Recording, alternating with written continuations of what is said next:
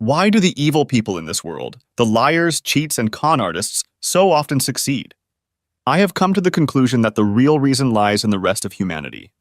Most of us on this planet are mostly honest, mostly decent. We tend to tell the truth in most situations and treat each other with some degree of kindness. Not surprisingly, we also take it for granted that those around us will behave the same way. But our assumption that most people are mostly honest makes us terribly vulnerable to those bastards who lie and cheat without a shred of conscience. They can fool us for quite a while and sometimes forever, and we'll never realize it. Since we don't lie and cheat, we can't suspect fast enough that others might be doing it to us.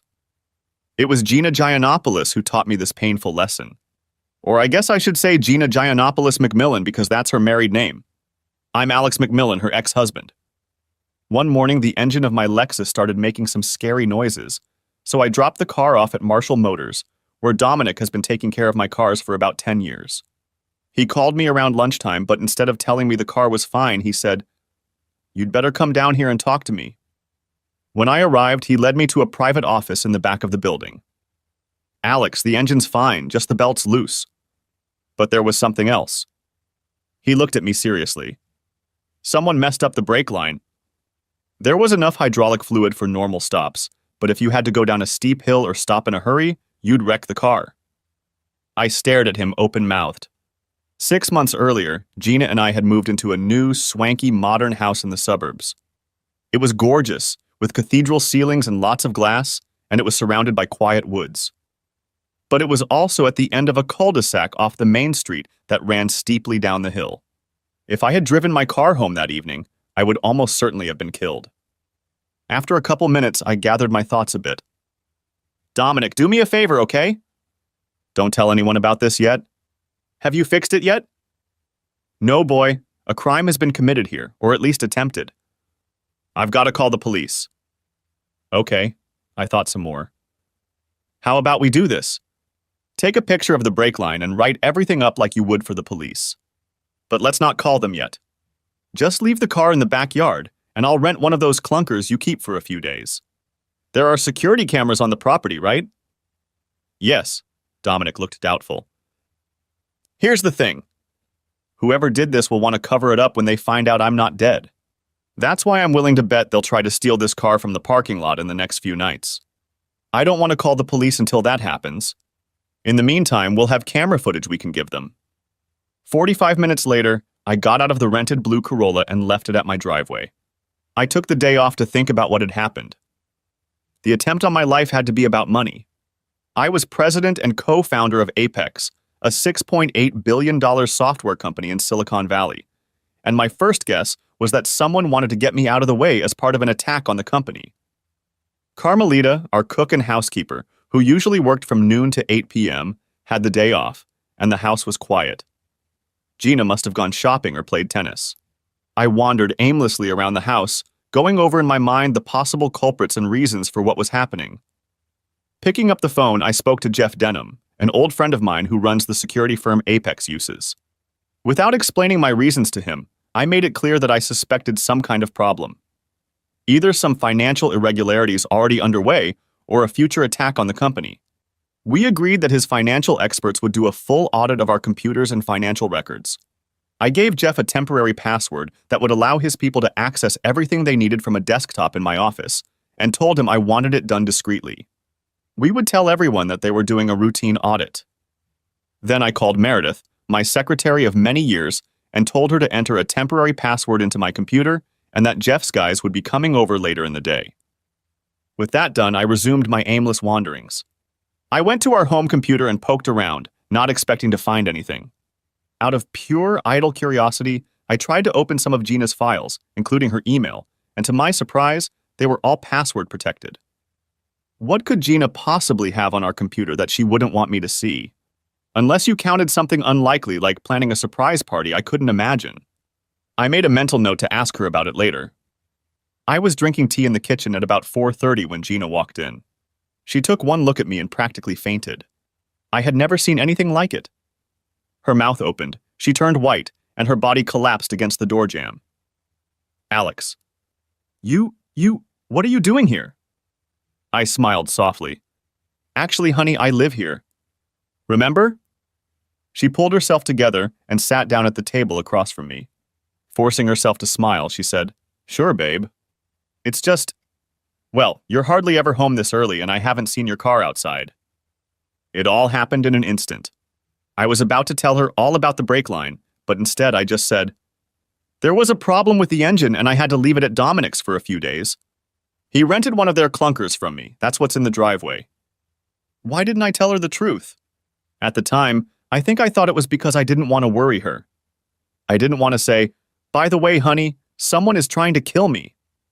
Why scare your wife?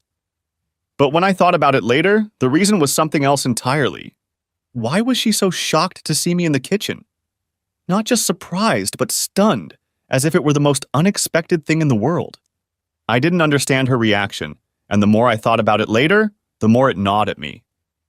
"Oh," she said, and I could see her trying to pull herself together.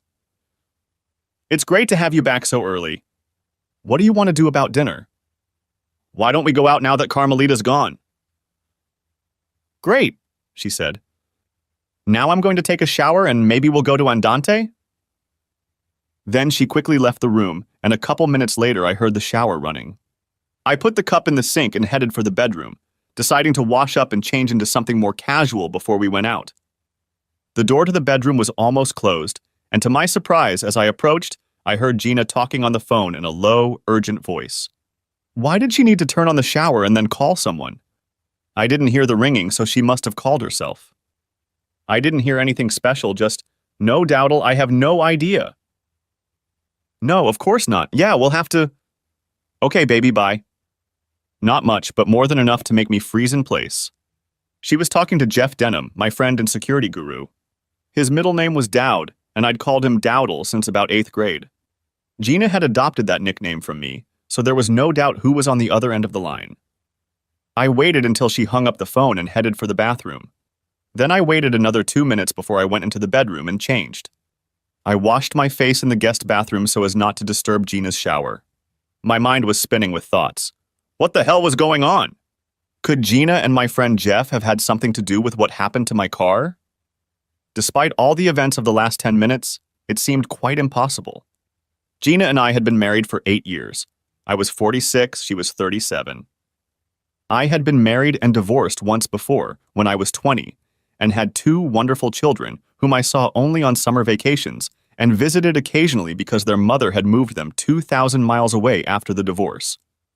I first saw Gina when she was touring the Apex offices while working as a sales rep for a computer support firm we did business with. I decided to find out who she was and then arrange a lunch date with a friend from her company who might happen to know us. It was worth the effort. Even if you woke her from a sound sleep, Gina would be one of the 10 most beautiful women you've ever seen. And when she has time for clothes and makeup, she's simply stunning. Nearly 6 feet tall, with long raven black hair and dark eyes, high cheekbones and a bold mouth, and a trim, athletic body. She also has a look, a way of walking, moving, presenting herself, looking you in the eye that says, "I know I'm sexy, and I know you think so too." From my very first interest in her, I knew I would have a lot of competition, and it was a pleasant surprise that we soon started dating. Then dating seriously, and about a year later got engaged and married. I'm not bad looking, but I'm not handsome, and I'm 9 years older than Gina. I knew that my success in business and my money had to be part of her attraction, and it didn't bother me. Why be successful if it's not going to help you hook up with gorgeous women?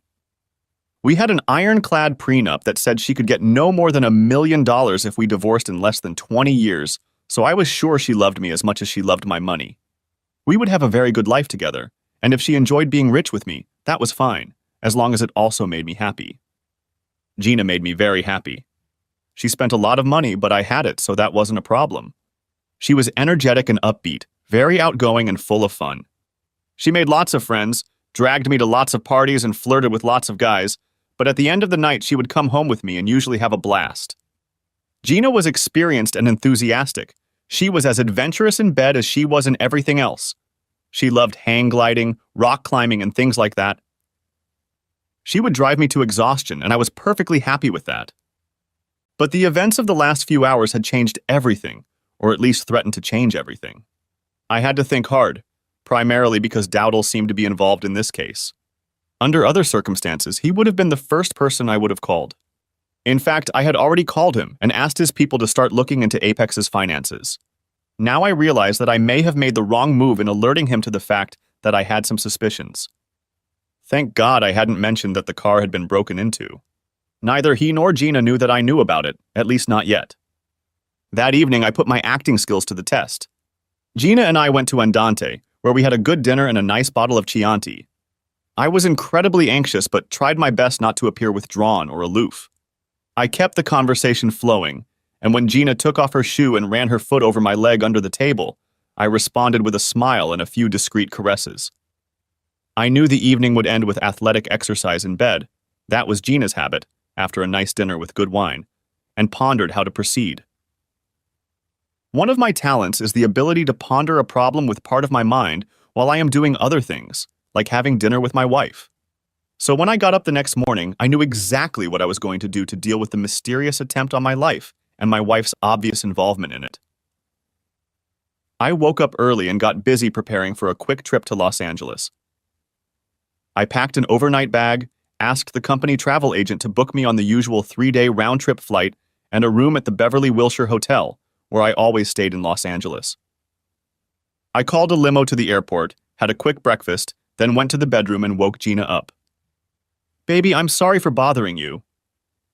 I smiled at her and enjoyed the sight of her beautiful face as her eyes slowly opened and she smiled back at me. "Good morning, Alex."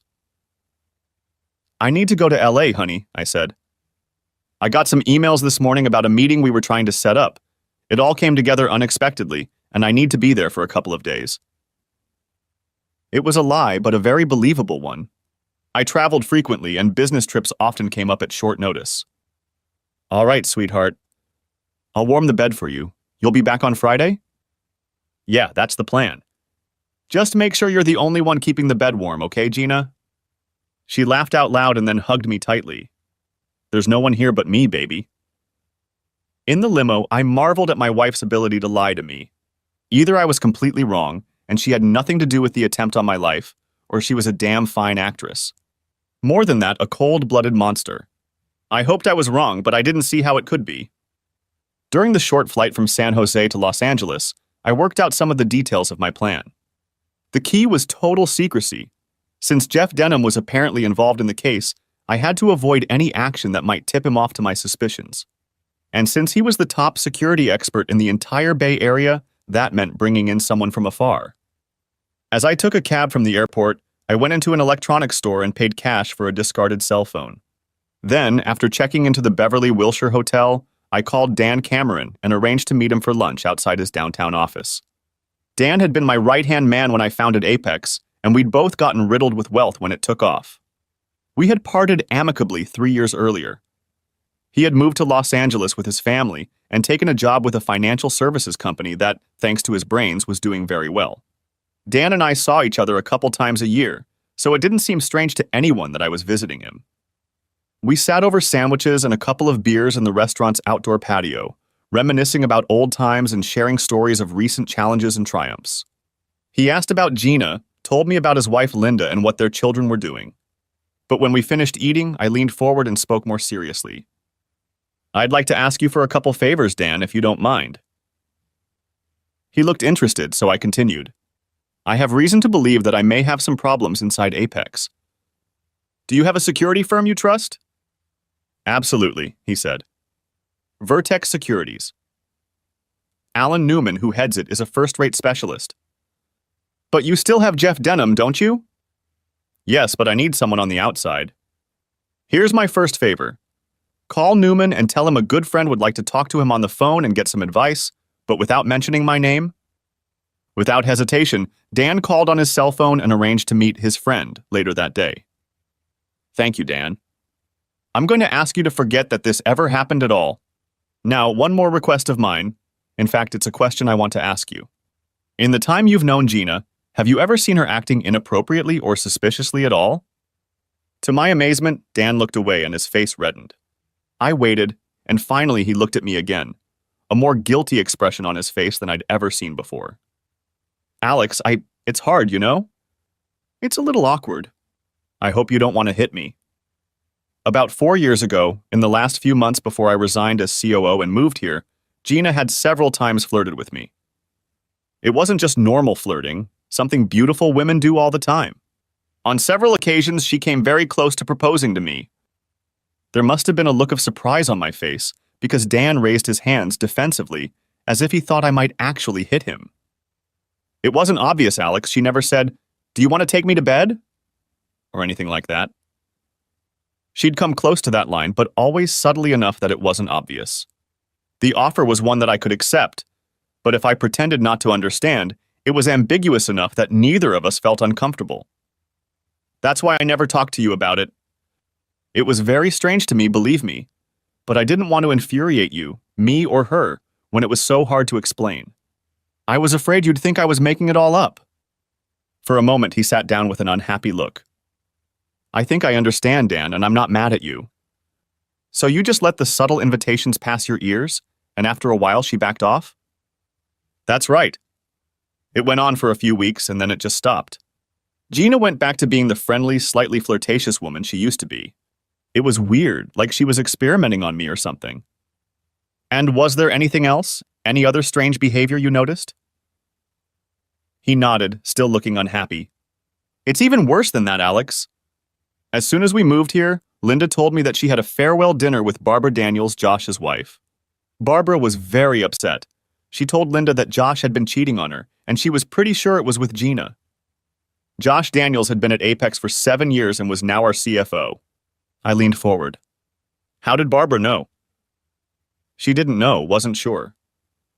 She'd caught Josh lying to her a couple times about his whereabouts, and there were some other things that convinced her he was cheating. As for Gina, it was much more vague. Maybe he came home smelling like her perfume one day or something. I don't remember all that.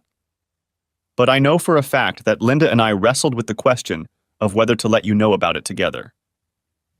I know for a fact that if she ever had an affair behind my back, I'd want my friends to tell me about it. But the thing is, it was all so lame. I hope I didn't make a mistake, but I didn't want to ruin your marriage over something that probably never happened in the first place. We talked for a few more minutes and then we parted. I wasn't angry with Dan. It was clear that he had done what he thought was right at the time.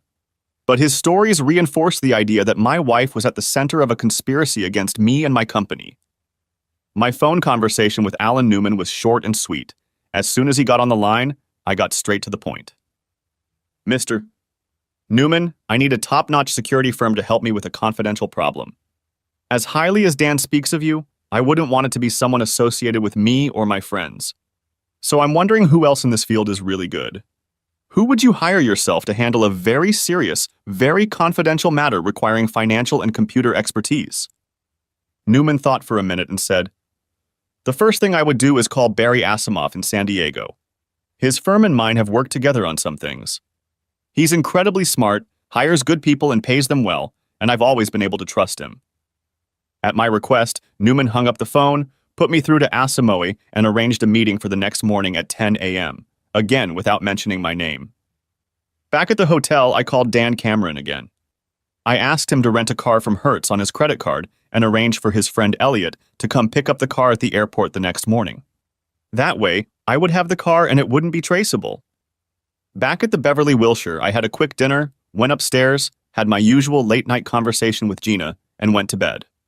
The next morning, after having breakfast in my room, I dressed in slightly worn sweatpants, sunglasses, and a San Francisco Giants baseball cap, and left the hotel through a side entrance and caught a cab to the Hertz office at the Los Angeles airport.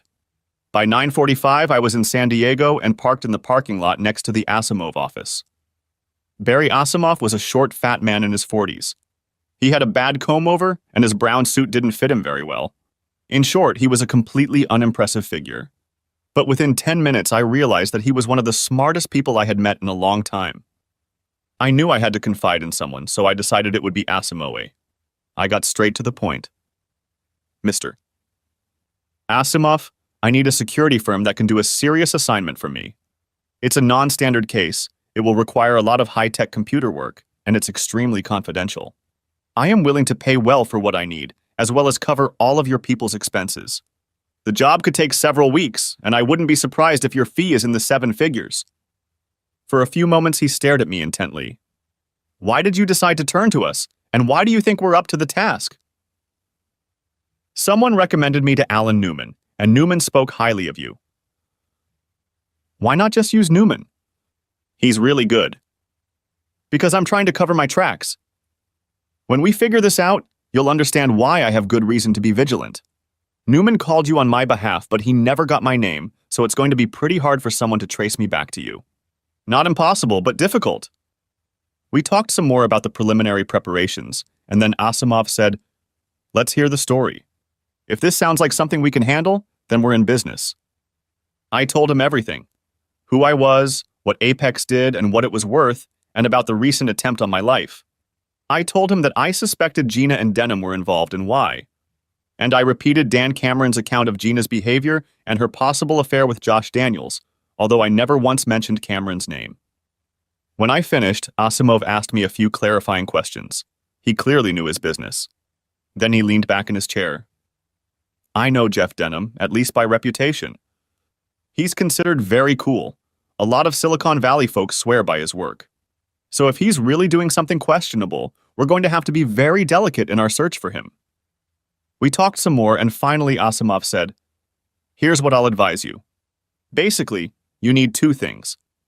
Someone to go through your books, internal documents, and memos very carefully, and someone else to check out Denham, your wife, and other high-ranking people at Apex. David Carlos is my best computer guy. I'll give him the first assignment. He's got 2 or 3 financiers working for him. They can analyze what they find. And I'll have Vera Anderson put together a surveillance team for the second part of the case." 30 minutes later, the 4 of us were sitting in a conference room eating takeout sandwiches and discussing my situation. Asimov mostly stayed out of it, letting Carlos and Anderson ask questions. But every now and then he would throw in his 2 cents, and I never ceased to be amazed at his wit. I couldn't help feeling that I was in good hands. By mid-afternoon, I was on my way back to Los Angeles. To my relief, Asimov understood why I couldn't give him a large fee right away and was willing to trust me on the basis of a promissory note drawn up by a notary in his office. Carlos was going to dig into Apex through my computer, which was connected to the firm's other important computers. His method was simple. He had me memorize the URL of the Asimov firm's website. Whenever I was alone in my office for 2 hours or more, I would go to that web address, download, and install on my computer a program from the site. This software allowed Carlos and his team to download and copy any files they wanted to view from my computer and those to which it was connected. Whenever I needed to leave the office, I closed the connection, logged out of the website, deleted the program from my computer, and covered my tracks in the usual way, deleting my browser history and so on. This method was not completely traceless, but only an expert who already suspected and scrutinized my computer would be able to figure out what was going on. Carlos estimates that in 20 hours of searching the web, he'll be able to find and download everything he needs to see if anything is wrong with Apex. Anderson's responsibilities were the usual surveillance of Gina and the senior management of Apex. We had agreed not to set up surveillance on Denham, since he, as a security person, would likely notice the attention, no matter how good the people at Asimov were. But she had people digging through phone calls and credit card records, and it was done at a safe distance, so Denham wouldn't find out. I emphasized to them that Denham was no fool. Following him or trying to tap his phone, his home or office would be a very bad idea.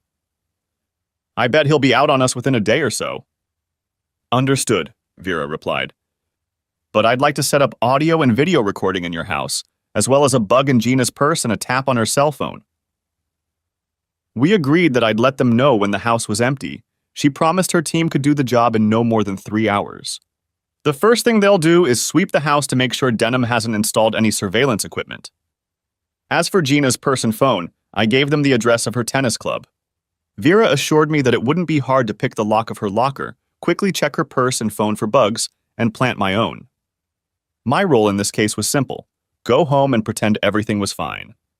To go on with my normal life at work and at home without letting my guard down. Asimov was confident that whoever tried to kill me would wait a little while before making another attempt.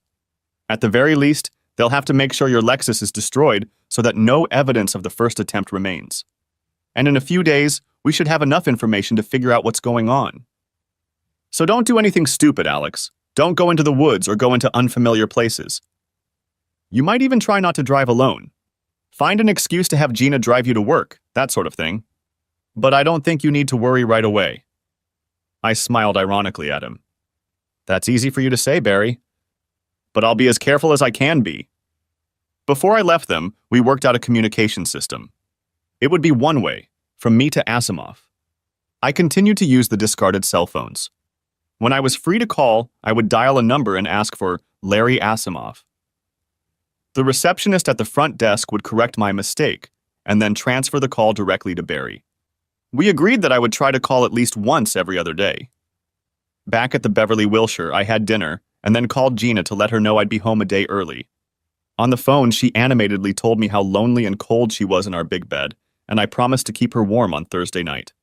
As I hung up the phone, I realized how crazy my wife's plot to kill me seemed.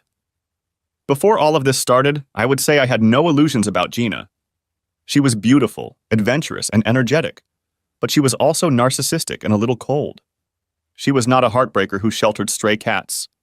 Her number one interest was Gina, and it didn't take long to know her to realize that fact. And yet I would say that she loved me in her own way. She was not a warm, caring wife, but neither was I a particularly affectionate husband. We didn't often snuggle up to each other by the fireplace or take leisurely walks on beautiful beaches, except for the occasional Caribbean vacation when we made love during the day and went out to dinner and casinos in the evening. We were both ambitious, goal-oriented people. Even though Gina was no longer working, she was energetically pursuing the things that interested her: tennis, shopping, spending time with friends. I would say that in her own way, Gina loved me. In fact, I would say that Gina loved me as much as anyone could love anyone, given her basic nature. And given my own nature, that was enough for me. I liked our life together. I was content. But as it was, all of those assumptions were now hanging in the balance. Although it shocked me to think that she might be trying to kill me, the preliminary evidence definitely pointed that way. It wasn't hard to come up with a motive. Money, stupid. And if what Dan Cameron had told me was true, she could be connected to at least two of my partners, Josh Daniels from Apex and my friend Jeff Denham. In other words, if my worst suspicions were correct, she was a monster, a cold-blooded, heartless, vicious bitch. If she was really sleeping with Daniels, trying to seduce Dan Cameron, and somehow connected to Denham, it suggested that she was the driving force behind the whole thing. All the way on the plane to San Jose, I thought about how this could all turn out. I was sure I could be a good enough actor to fool Gina for a while. If she really was fooling me, it would be a challenge to see if I could do it just as well. And if by some miracle it turned out that my suspicions were wrong, I would be more than happy to open my heart to her love again. But if she was behind the attempt on my life, let's just say I already had some ideas about how I wanted the endgame to develop, and part of me was looking forward to it. Our reunion with Gina on Thursday night was great in several ways. First, the sex was amazing. She ordered Chinese food because she knows I love it. The second reason Thursday pleased me is that there was nothing special about it. As you can imagine, I watched Gina very closely to see any sign of guilt, anxiety, or wariness, but there was none of that. She acted as usual, talking about how she beat Sharon Combs 6, 4 in the third set, how she found the shoes she wanted, but unfortunately in the wrong color, and so on. I was sure she had no idea of my suspicions. When I arrived at the office on Friday, Jeff Denham had already called to say he was on his way over. No surprise there. Presumably, he wanted to report on the audit I had requested. Moreover, I was sure he would want to find out why I had asked for it. He would want to make sure I had no suspicions about what he was up to. Jeff walked in with a smile on his face, shook my hand and said, "Hey man, how do you like LA?" I immediately wondered how he'd heard about my impromptu trip. Maybe he'd talked to Gina. But I wasn't going to make him suspicious by asking about it, and he could call the office and find out from Meredith anyway. "Hey, Dowdle," I replied with a smile. Things were good in LA. Dan Cameron thought he had a lead for me on the new account, but I'm not sure it's going to work out. Still, it was good to see him. "Are you here to tell me what your guys found out?" He settled into the chair across from my desk. Yeah, it was routine. They found a couple of accounting errors, so minor stuff. I passed them on to Pogrebin downstairs.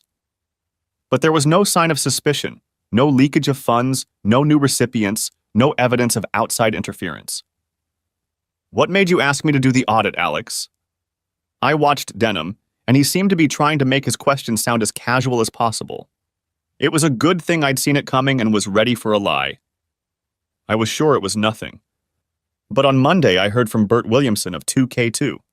One of his vice presidents was at a meeting in New York, and there was a guy there who said he'd heard that one of the Silicon Valley software firms was under attack. It was all very vague, something about fake subsidiaries to which money was being sent. It sounded like bullshit, but it's been a while since I asked you to check our accounts, so I thought, what the hell. Sorry to put your guys through that, but it's always better to know. He grinned, and I thought he relaxed a little. No problem, buddy, that's what you keep us in reserve for. We chatted for a few more minutes about nothing, and as soon as he left, I logged onto Carlos's URL, downloaded and installed his software, and let his guys start checking Apex's finances and communications. I wanted to give them as much time as possible, so I asked Meredith to order lunch, telling her that I would be eating at my desk today. She also brought me the San Jose Mercury News newspaper, which I hadn't had time to read that morning. And while I was eating my lunch, I was stopped by an article on the Metro page. Auto shop fire destroys 12 cars. I read the article carefully. A fire broke out in the back parking lot of Marshall Motors. The police don't yet know what caused the fire, but it completely destroyed a dozen cars and damaged 6 or 8 others. I wasn't that shocked. I guessed someone would steal my Lexus, but burning it to the ground was just as bad, maybe even better, because it hid which car was the target. I dialed Dominic, reminding myself to be very careful what I said. Barry and I both thought that Dowdle was probably bugging my office. Hi, Dominic, I just saw the Mercury News article. First of all, is everything okay? Yes, Alex, thank you. It was past 10 last night and no one was here. But if you're calling to inquire about your Lexus, I'm afraid I have some bad news. It's a total loss. It's okay, Dominic. That's what insurance is for. Is it okay if I drop by after work today for a few minutes? We agreed that he would stay here until I arrived at 6 p.m. and we stopped talking on the phone. I doubted that the security tapes at Marshall Motors could have picked up anything suspicious, but I was going to have Asimov's people check them to make sure. Thank God Dominic had written a report on the brake line and taken some pictures. Whoever had set my car on fire knew his business. Dominic walked me around the station as the police and the arsonist team gathered and drove away. They think it's suspicious, he said, but they doubt they can prove it. It looks like that old Ford truck parked next to your Lexus. He pointed to a mangled, blackened piece of metal. Had a gasoline leak, and somehow a spark ignited it. The explosion set all the other cars on fire, he continued, waving his hand vaguely in the direction of the destruction. We were standing in a parking lot, hardly near a bug, so I quietly asked him, "Is there any surveillance footage from last night?" Yes, from 2 different cameras, and the police took them away. But I thought you might want to see them, so I made a copy for you. They're in my office, in the drawer where we keep the coffee filters. God bless you, Dom. Now I have one more favor to ask of you, a big one. I asked Dominic to wait until Monday and then send the surveillance footage and his initial report on the car with photos to Barry Asimov's office. I told him the address and made him memorize it by repeating it several times. I also left my rented clunker at Dominic's, deciding that I would use cabs for a few days. If I pick them up in different places, acting spontaneously, it is very unlikely that any of them will turn out to be a trap. Walking to the nearest cab stand, I quickly called Larry, and within 2 minutes I was talking to Barry Asimov. Nothing much was going on. Carlos had taken a bunch of stuff off my computer, but it would take him a few more hours to complete the download. I promised to try to get to the office over the weekend. Vera Anderson's team scoured my house for bugs, didn't find any, and installed their own. They had also cracked the password to Gina's computer and copied her files, though they hadn't read them yet, and were ready to tackle Gina's purse the next time she played tennis. I told him about the fire at Marshall Motors, and that he would have the records and report within a few days. We agreed that I would call back early the following week. The next 2 days were so ordinary that it was almost strange. Gina and I did the usual weekend things. We slept in on Saturday, made love in the morning, and then Gina made scrambled eggs and bacon. Breakfast was the only meal she liked to cook, so we usually had dinner out, or Carmelita cooked for us. We fiddled around the table, feeding each other and giggling. It was also a good way to make sure she didn't poison the food. After lunch, we went to our clubhouse where I played golf with my usual foursome, and Gina hung out with her girlfriends by the pool.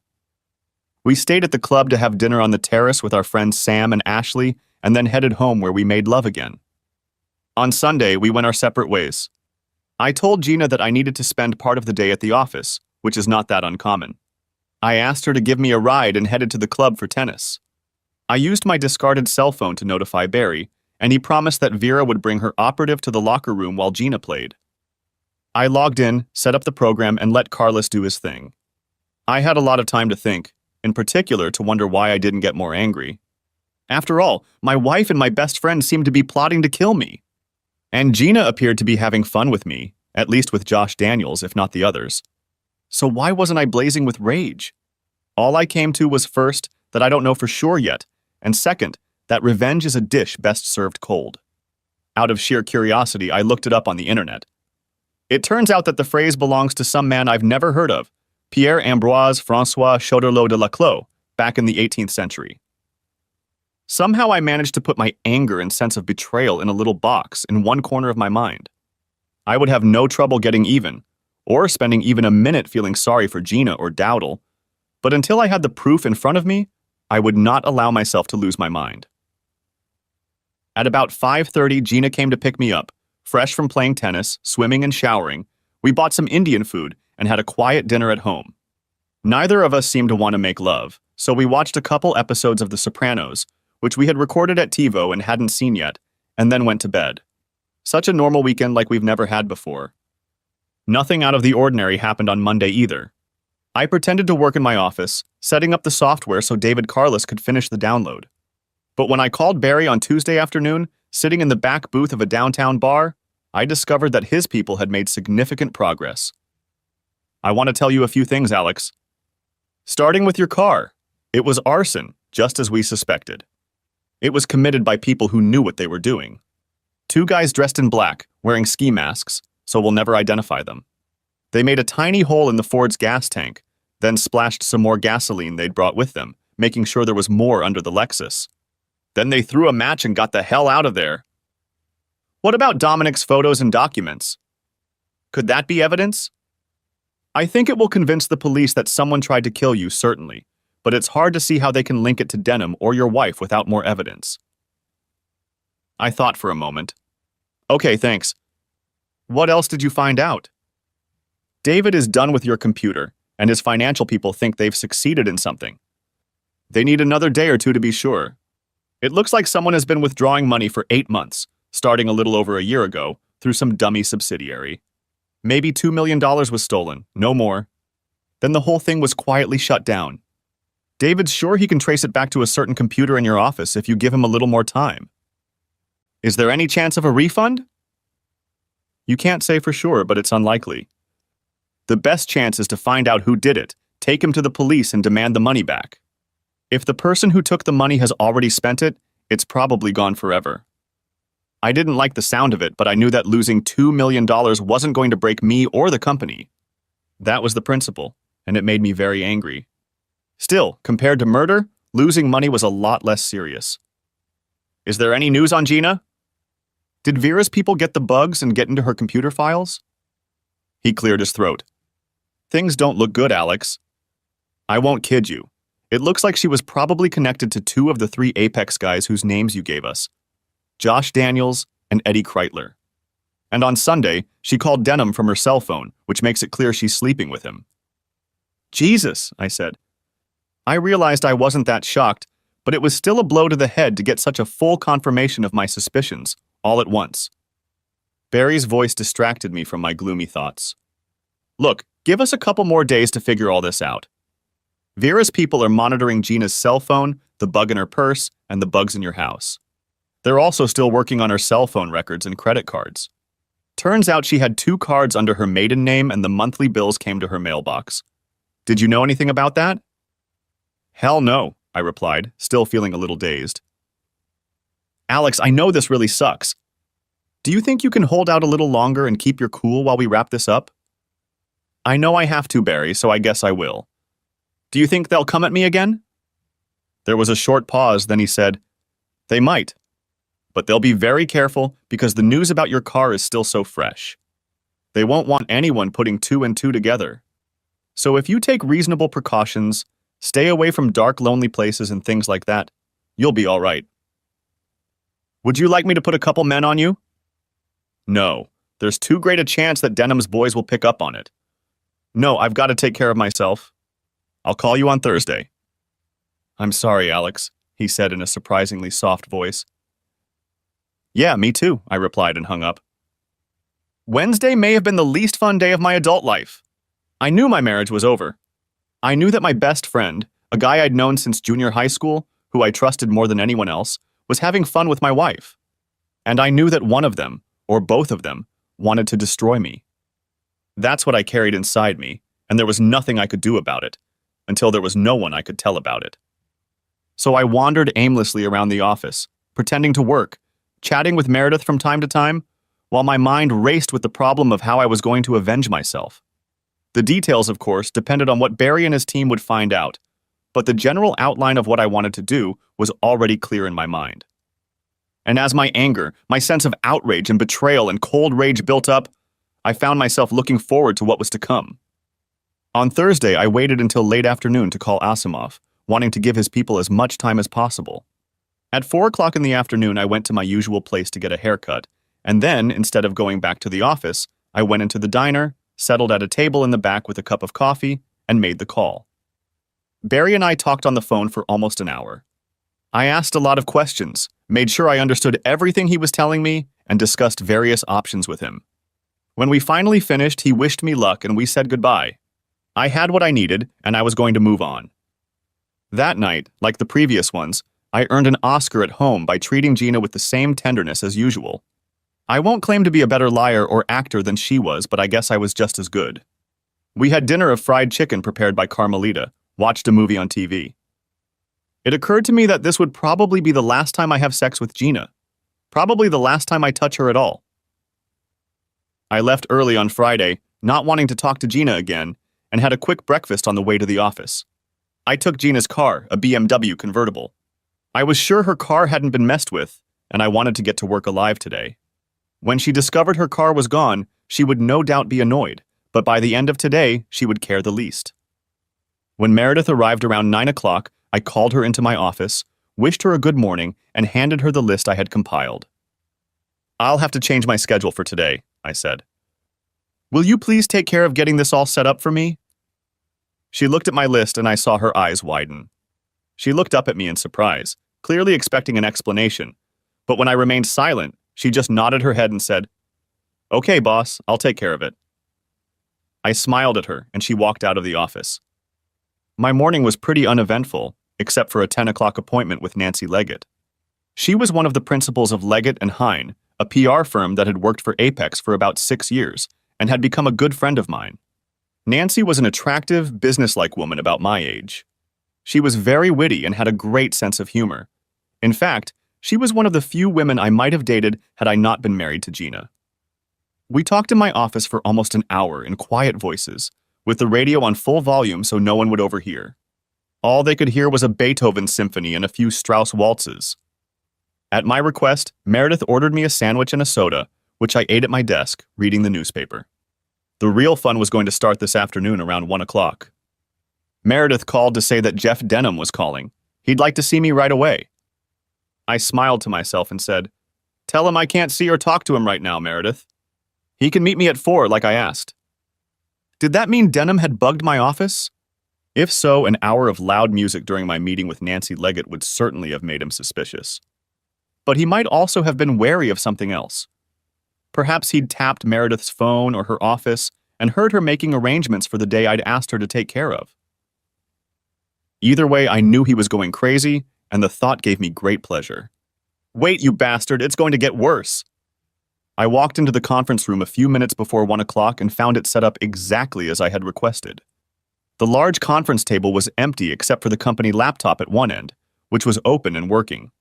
At the far end of the room was a video camera on a tripod, with one of our technicians standing behind it, ready to shoot.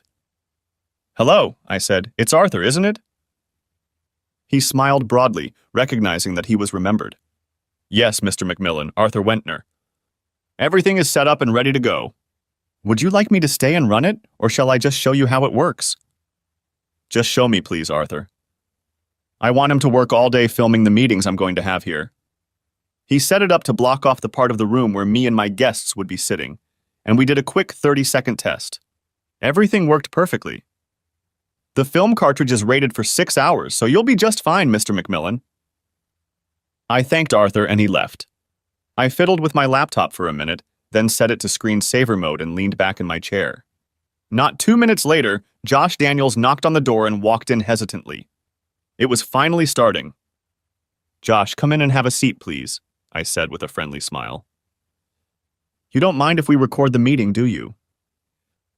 He looked worried and confused. Alex, what's wrong? We'll get to that in a minute. Did you understand what I asked Meredith to tell you? This meeting is completely confidential. You agree not to talk about any aspect of it with anyone at Apex, now or in the future. He shrugged, still feeling awkward. Yeah, sure, Alex, you're the boss. Is everything okay with the shooting? I guess so, yes. But why are all these... I interrupted him. Hold on a second, Josh. In a few minutes, everything will be clear. I leaned back in my chair, looking at him with an indifferent expression and watching his confusion. Then I finally spoke. Josh, I know all about you and my wife. He became visibly agitated, trying in vain to appear calm. He couldn't keep his eyes on my eyes, which were fixed on him. They kept slipping away from my face. Alex, I don't know. What you're talking about? No need to pretend, Josh. I have the pictures.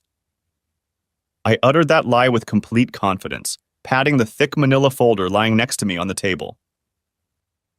But now I'd like to hear all about it from you, please. You're in really deep shit, and if you're not completely honest with me, it's only going to get worse. I'd been involved in some pretty tough negotiations in my business career, but I'd never seen a man who looked more miserable than Josh did at that moment. And I savored every moment of his misery, waiting for him to try to get out of what he'd been caught doing. After a moment, he said, Alex, can we turn the camera off? No, we can't. Just keep going, Josh. I'm waiting. When did it start and how? And how could you justify entertaining the boss's wife for months behind his back? He kept his eyes on the table. Jesus, Alex. This started about 4 years ago and lasted about 3 months. I think you know all of this. Gina seduced me. That's what it was, pure and simple. Linda and I knew you and her for years, and she was always a bit of a flirt. God, who wouldn't be with a body like that? He stopped suddenly, shuddering slightly at the thought of how that sounded. I just waited, and finally he continued. Anyway, one day she flirted heavily with me at a Christmas party we were having in that old ballroom. It was pretty obvious she was flirting with me, but I couldn't believe she meant it. Then 2 weeks later, she called me when you were in Chicago and asked me to come to her house. When I came in, she offered me this. I couldn't believe it. I tried to leave, I swear to God, but she dragged me inside, locked the door, and just stood across from her, looking at me with a smile on her face. Then she said something crazy like, I've wanted you for a long time, Josh, and now I'm going to have you. I'm sorry, Alex, really sorry. I feel like the world's worst asshole right now.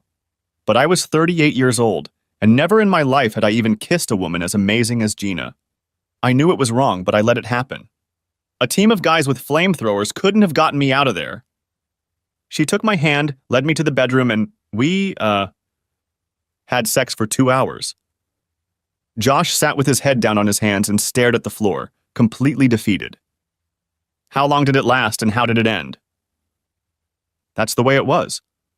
Then suddenly one day she declared she'd had enough, and wasn't even particularly nice about it. I'm sure it was because I didn't want to do what she wanted. And what was that? I asked. For the first time since the confession began, he looked up at me. Now he could look me in the face. She wanted me to create some fake accounts to siphon money out of Apex. It was about the money, Alex, and nothing else. She said you had all those millions and she wanted most of it for herself. She asked me a lot of questions. In bed, after. About how our accounting systems worked, whether it was somehow possible to create fake accounts, how dangerous it was, and so on. At first, I thought it was just a joke, but she brought it up over and over again. In the end, I just said I wasn't going to do it. He straightened in his chair. I won't lie to you, Alex, not anymore. I didn't refuse out of morality, out of loyalty to you or Apex. By then I was willing to do anything just to be with Gina. But I didn't see a way to do what she wanted without significant risk of getting caught, and I didn't want to go to jail even for her. When Gina realized I really wasn't going to do it, she just dumped me. And it was a good thing because Linda was sure I was having an affair. But it was over before she could get proof. I denied it over and over, just lying and lying and lying and lying, swearing it was nothing more than a bunch of extra projects at work. I don't think she really believed me, but she kind of let it go.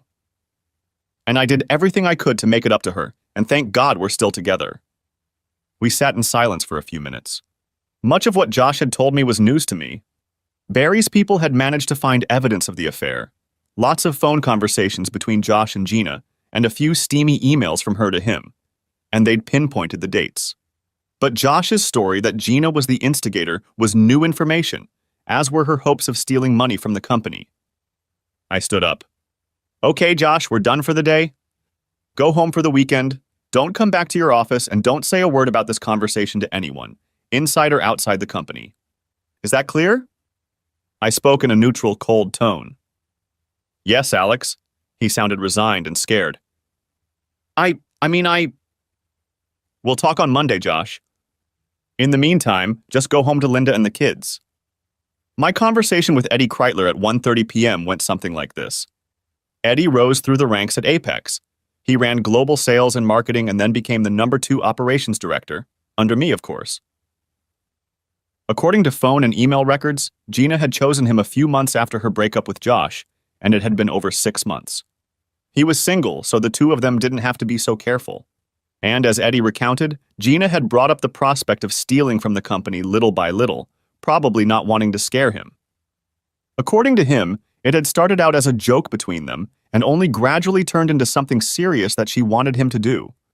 According to him, he even sketched out several possible options, but never found one that didn't put him at too much risk. Honestly, Alex, it was because the company is well run. The controls on our finances are strict, and I didn't see how I could pull it off. And when I finally admitted it to Gina, she was done.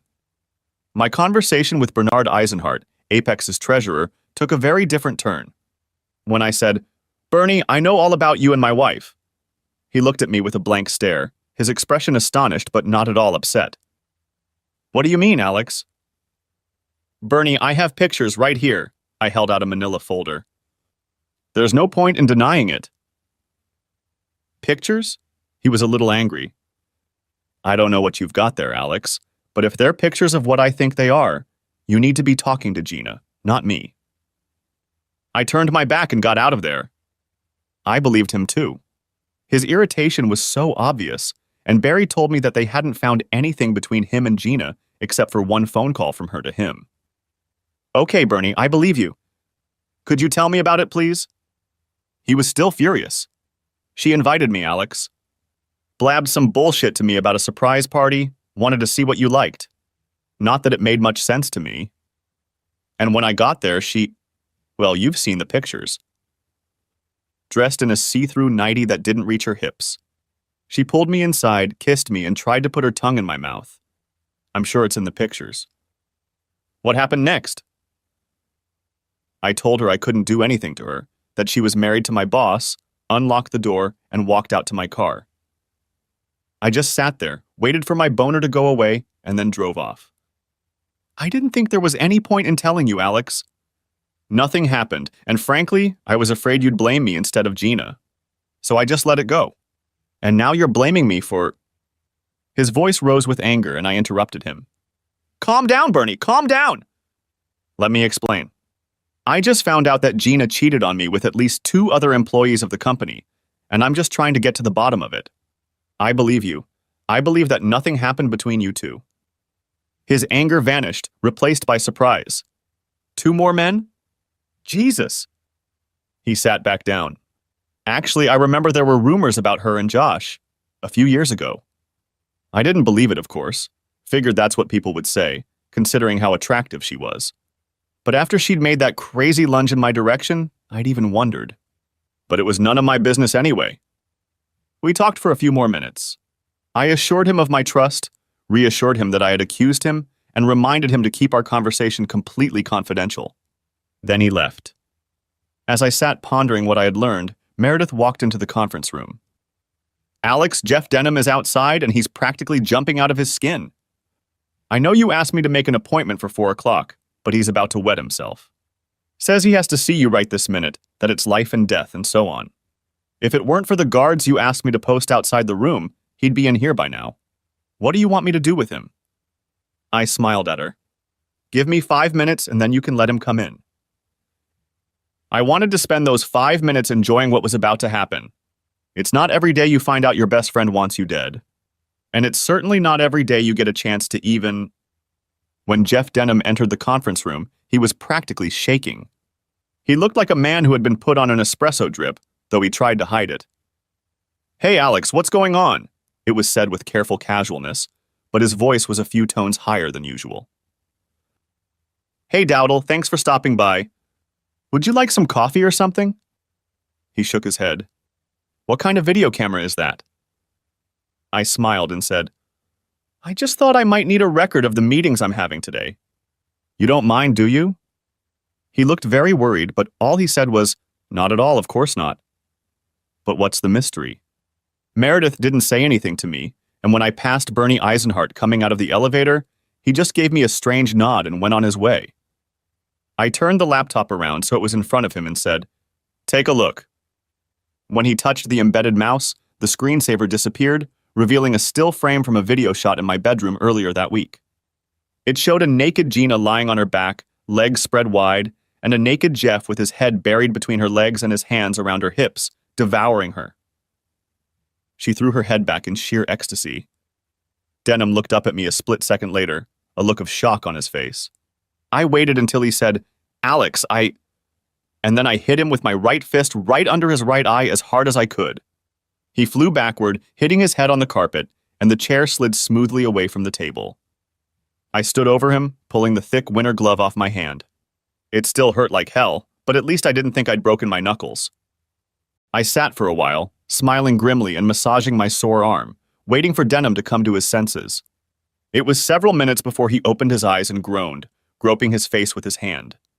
When his head cleared a little, he looked around for me, then quickly crawled away from me and sat against the wall, looking both confused and wary. You want more, you nasty freak? I can still hit you with my other hand. I spoke casually, almost flippantly. God, no, Alex. I saw him look toward the door, as if figuring out if he could break free or if I'd catch him before he got to it. Forget it, Dowdle. Those 2 guards are still outside. You're not leaving just yet. We sat for a while longer and I watched him sullenly ponder his situation. No doubt he hoped that I did not know everything, but he was bitterly disappointed. Okay, Dowdle, get up and sit back down at the table. Don't worry, I'm not going to hit you again. What lies ahead of you is going to hurt a lot more. He cautiously rose and sat down in a chair 10 feet away from me, never taking his eyes off my face. I'm not going to waste any more time on you, you piece of shit. My best friend since junior high school. You're a goddamn disgrace. He didn't say anything back, so I continued. Not only did you entertain my wife and try to steal my money, but you tried to kill me. Here he jerked his head sharply, looking at me in shock and alarm. And I'll make sure you make some new friends in prison.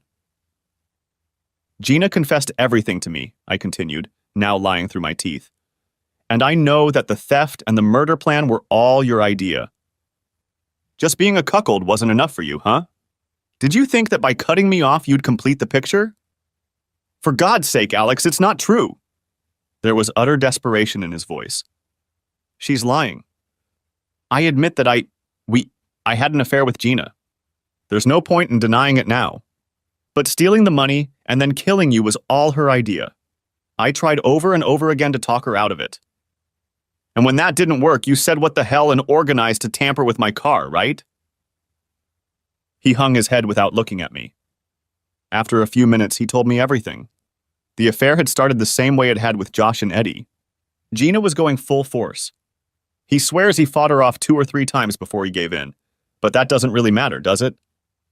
When she had been having fun with him for about 3 months, she talked about stealing some of my money. Unlike previous co-conspirators, Denham was willing to go along. He invented a subsidiary and found a way to have legitimate payments put into accounts receivable and then diverted to the invented company. Because he was head of security, which included the finance division, he managed to make it so that no one else could spy on him closely enough to discover what he was up to. In 7 months, he managed to embezzle about $1.8 million. All of this was pretty much what Barry's people had already figured out. But that wasn't enough for Gina, Alex. Denham was speaking freely now. Ignoring the camera, he was eager to get his point across. He wasn't such a complete asshole that he didn't feel guilty about what he'd done to me. She said you had so much money that $1 million or $2 million just wasn't enough for her. It wasn't fair. So I closed the account and covered my tracks as carefully as I could. A month later, she started talking about killing you. Then we could be together, Dowdle. And things like that. You could run the company or let the other fellows run it while you and I spend this fine money. She wouldn't back down. Every time we were together, she had a new idea about what we'd do later when you died, and she inherited your money. And you believed her? He sighed heavily. I was a fool, Alex. I convinced myself that she loved me. I was definitely in love with her, or so I thought. I held on for a long time, and then she started hinting that if I didn't do this for her, we might not be meant to be together. After a few weeks of these conversations, I started to feel like this was my only way out. Alex, Gina is a cold-blooded monster. As soon as she got the idea in her head, she was like a terrier with a bone. She just wouldn't let it go.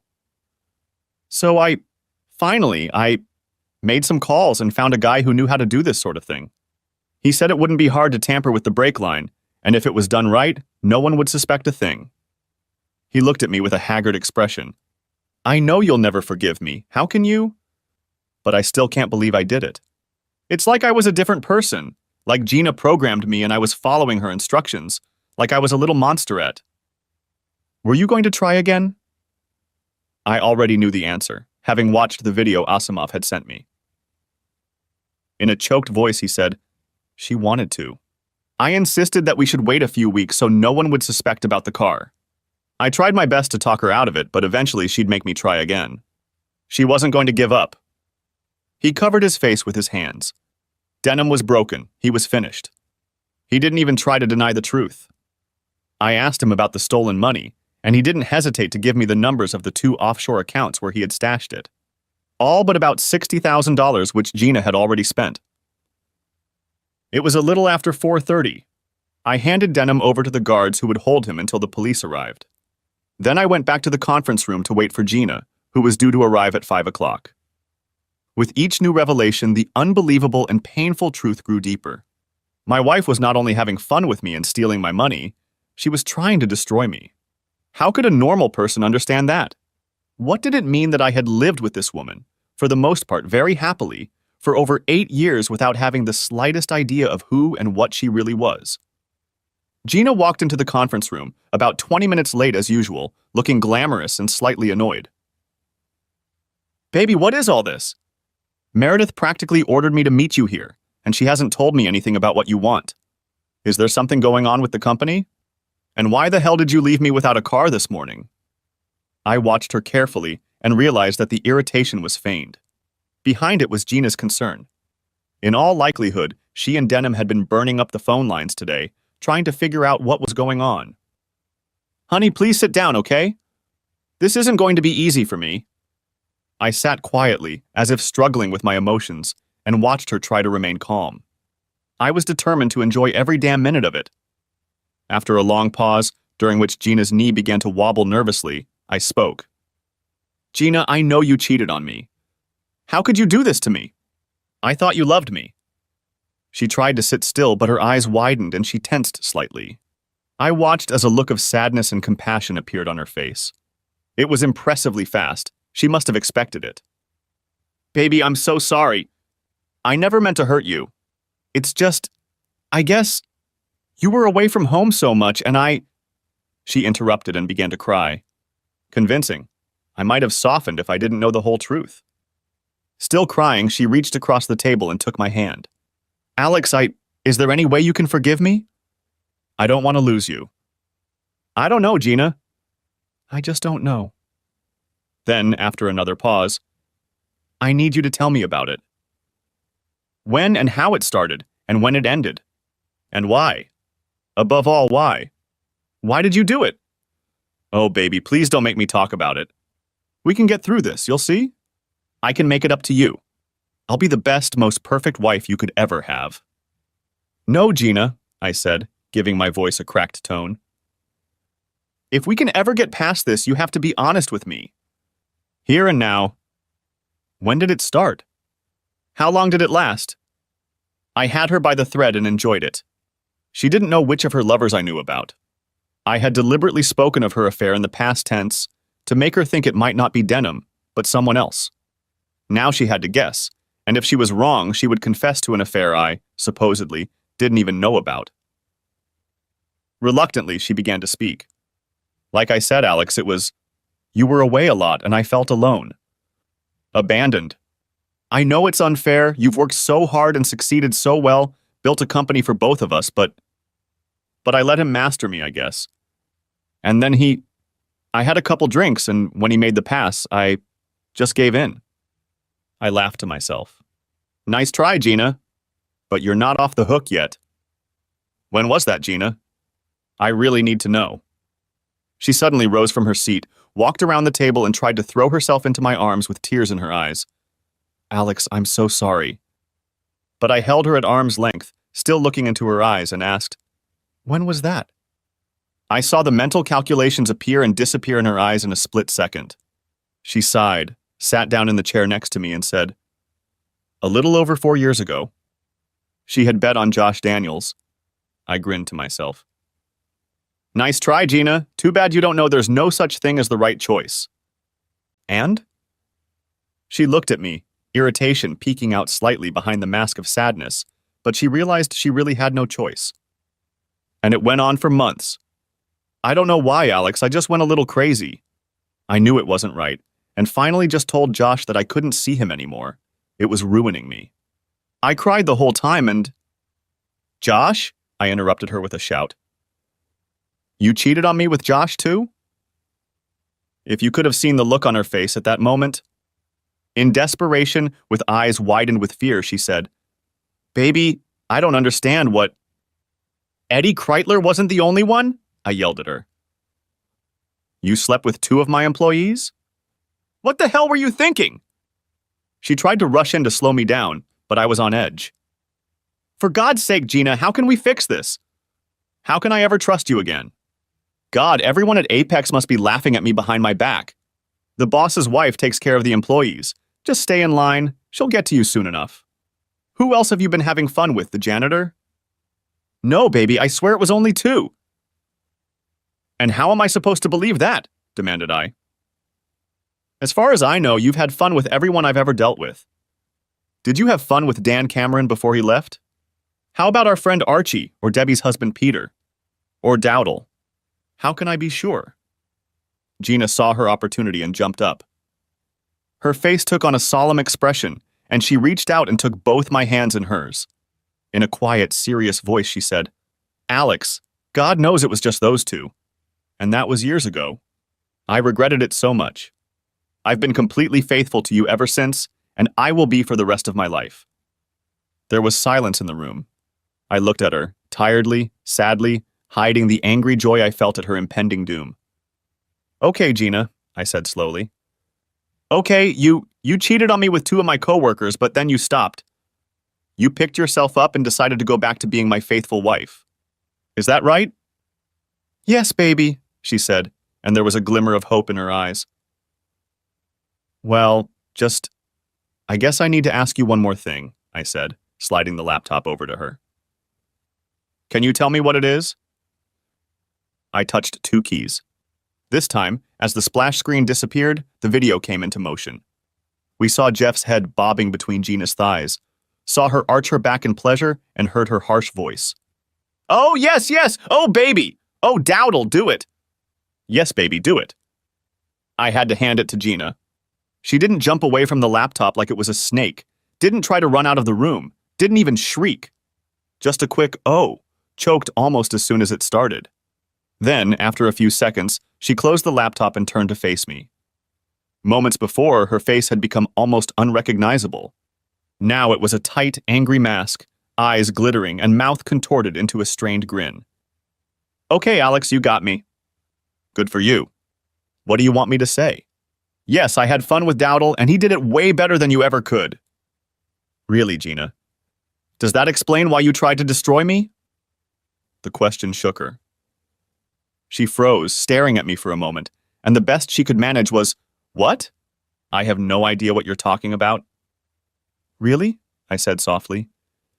I opened the computer, pressed a few buttons, and turned it so she could see it. On the screen was our kitchen, with Gina and Denham sitting at the table, both in bathrobes. Gina was talking. "I don't care, Dowdle. So we got unlucky and he didn't wreck the car. You can try again." "Gina, you don't realize how risky this is. If someone starts investigating what happened, they'll—" "Bullshit. The car burned up, right? Completely destroyed, along with a bunch of others. Who would suspect anything? We just need some other way to destroy it. Can't we poison it?" I pressed a button and the computer went silent. I smiled at Gina. "I wish I had that video, baby. It's going to be really hard to stand in court and deny you had anything to do with it." I stared into Gina's cold eyes as the wheels turned behind them. She was like a rat caught in a nasty trap, looking for a way out at every corner. She made no further attempt to look regretful or even affectionate. When she finally spoke, her voice was low and contemptuous. "You'll never go to the police with that, Alex. It would make you a laughingstock, and it would make Apex a laughingstock. The head of a multi-billion-dollar company and his wife entertains the employees. You'll be the world's fool." She sat there with a satisfied and contemptuous look. I picked up the phone and asked Meredith to get Nancy Leggett. When she came in, she sat across the table from Gina and me, looking at my wife as if she were a bag of dirty laundry. "Nancy, my lovely wife Gina thinks it would be bad for me and the business if I arrested her for grand larceny and attempted murder." "Why don't you tell her what you told me this morning?" Smiling broadly, Nancy said, "Of course, Alex. This story, Gina and Denham and their dastardly plot, is going to be the loudest story on cable news for some time to come. It has everything: money, adultery, attempted murder, an extremely attractive woman, a man betraying his best friend, yes, anything. It will be bigger than Paris Hilton, bigger than the Anna Nicole Smith saga. Gina will be harlot of the month for a while, and Apex will get more publicity than it has ever gotten in its entire existence. More than it could buy with $500 million in advertising, all for free. Alex will end up on the Larry King Show, the Today Show, little else. He'll be an honest, hard-working businessman victimized by an unprincipled whore and her puppet. By the time the trial is over and Gina and Denham are in jail, Apex will be written about in Businessweek and the Wall Street Journal. Someone will give Alex the Entrepreneur of the Year award. The company will get maybe $100 million in new business, and Alex will get 10,000 letters from women just dying to be the next Mrs. McMillan. Some of them will send pictures. It's a godsend for Apex. Your husband, Gina, isn't having much fun, at least not right now, but you're about to make a rich, successful man even richer and more successful. As his public relations representative, I couldn't dream of coming up with something this good." Nancy winked at me, then stood up and left the room. Gina leaned back in her chair, her eyes slightly unfocused, and her mouth drooping in a deep, wry smile. For perhaps the first time in all the years I'd known her, she looked completely defeated. I picked up the phone. "Meredith, you can call the police. The next 14 months may or may not have made up for what came before them. It's hard to say, but they brought their share of entertainment.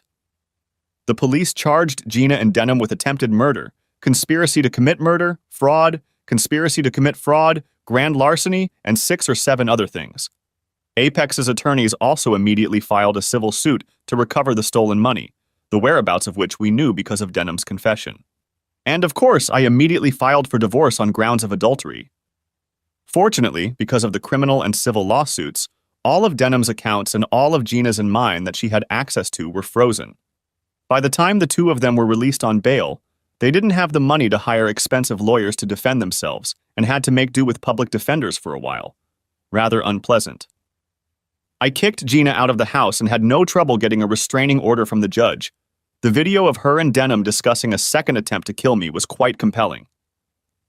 She got Susan, one of her tennis buddies, to temporarily put her up in Susan's guest house. Gina made no attempt to contact me, not that I expected or wanted her to. She must have realized there was nothing she could say to change anything. The Monday after Gina's day of reckoning, I called Josh and Eddie in and fired each of them. Neither of them were much surprised. Eddie asked only that in case a future employer came to me for a reference, I'd be prepared to say that his work at Apex had been good. I had no problem agreeing. Josh tried to make a deal with me. If I helped him find a decent job, he would agree to testify against Gina at her trial. I laughingly kicked him out of my office. I reminded him that I already had his adultery confession and her attempt to get him to steal from the company on tape. If he didn't agree to testify, the prosecutors would just issue him a subpoena. I have appointed Bernie Eisenhart as Josh's CFO, and I am confident that he will do a top-notch job. I have asked him to take on the job of interviewing for his own replacement as treasurer and for Eddie's position. Gina and Denham's trial started about 7 months later, and it was a lot of fun. It lasted almost 3 weeks. I went to court several times but didn't feel the need to be there every day. Not surprisingly, they were unable to deny what they had done, and each attorney's defense focused on making the other look like the main villain. Gina's main virtues were her beauty and her ability to behave on the witness stand. The men on the jury ate her up. The problem, of course, was that the videotape clearly showed her pushing a reluctant Dowdle to make another attempt on my life, and even Gina couldn't overcome that. They were both found guilty on about 8 counts, including all the main ones. By the end of the trial, all this publicity had allowed Gina to sign several magazine and television interview contracts, which allowed her to pay for an expensive lawyer. The new attorneys have appealed, and so far have managed to delay sentencing, but Gina and Dowdle face 10 to 15 years. All of the money they stole was returned to Apex, less $72,000. Since Denham's security firm had gone out of business, I needed someone to take over that role for Apex. When I flew to Los Angeles to pay Barry Asimov and thank him for all he had done, he suggested I hire David Carlis. David wanted to move to the Bay Area, and you've seen how well he's doing. I think you won't regret offering him a contract, and with you as his primary client, he can build his business there. So I offered Carlis a job, and it seems to be going very well so far. When I was in Asimov's office, he surprised me with another video I didn't know about. I hadn't had time to talk to him before, and it had nothing to do with the threat from Gina and Denham. Come into the screening room for a moment, Alex. I think you'll enjoy it. To my surprise and delight, in bed with Gina lay Charlie Pemberton, my lawyer. He was almost 60 and didn't seem to be giving Gina much pleasure. Apparently, Gina had seduced him a couple months ago and put him to work trying to find a way around our prenup. Not surprisingly, since Charlie was an excellent lawyer and had drafted it himself, he hadn't had much success. But that didn't stop him from taking advantage of Gina whenever she gave him the opportunity. I especially enjoyed setting Charlie's ass on fire. I accused him publicly and as loudly as I could of unethical behavior, and the California Board of Legal Ethics had no choice but to disbar him. I also sued him and took about $240,000 from his savings that I donated to charity. All of this gave me great pleasure. As far as I and Apex were concerned, everything happened exactly as Nancy Leggett had predicted. First of all, there was a flurry of publicity on the cable news channels and in the tabloids. I was on CNN, on the cover of Fortune magazine, on the front page of the National Enquirer, and just about everywhere in between. Nancy had to hire 3 new employees to handle the workload, and she and I met almost every day to strategize and decide which interviews and other offers were worth accepting. In the first 6 months after the article was published, Apex's business grew by nearly 20%. Nancy was also right about the letters from women. At this point, there were over 8,000 of them, and they kept coming in. After reading the first couple hundred, several with provocative and even downright lewd photos, I turned the job of answering them over to one of my interns. For all I know, this guy gets sex on a regular basis. Local divorcees and single women were also getting in touch. I was propositioned by more women than I knew existed in the world, but to my surprise, I found I wasn't that interested. Gina made me very happy sexually until things fell apart. I went on dates with the 4 women I was attracted to, but quickly realized that the promiscuous lifestyle didn't appeal to me. After a few weeks of working closely with Nancy, I realized that she was the one I wanted to date. We have been dating for almost a year now. Neither of us is in a hurry to get married, but it may happen after a while. Last Sunday was my birthday and Nancy gave me something special as a present. We spent Saturday night at her house, watched an old Humphrey Bogart movie, and then got down to it. Sunday morning she let me sleep in while she made breakfast for us and carried it into the bedroom. When I opened my eyes, I saw her standing there in her robe, holding breakfast on a large tray. We ate together, and then she said, "Is your present ready?" "I'm actually wearing it under my robe." I raised my eyebrows questioningly, but she only grinned. "Ready?" she said. She was wearing a white t-shirt. On the t-shirt was a scanned image of a grinning Gina, no doubt taken from a picture of her that Nancy had found at my house. Underneath the picture, in large block letters, it said, "I survived a monster." I laughed and then I said, "Come here, you!"